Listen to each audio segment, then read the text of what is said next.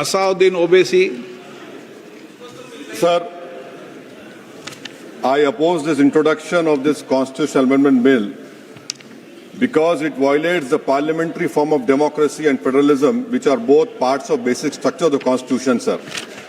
Sir, this is not about the one reservation. The main goal is to make South rule and other areas the ruler and completely erase the representation of OBCs and Muslims from the elected legislature.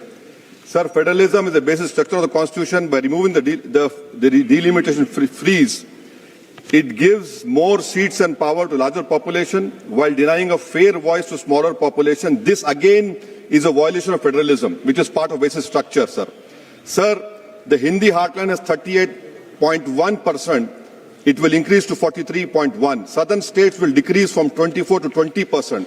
Sir, why I say it is complete destruction of federalism?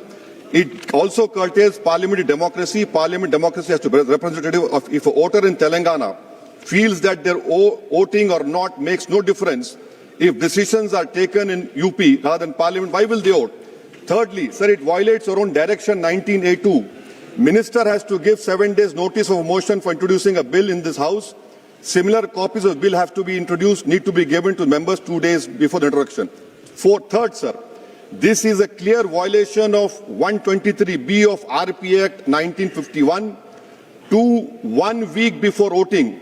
I call this a corrupt practice, sir. I will be asking for a division of this bill, sir, and I end by what Sahir Ludhiani had said.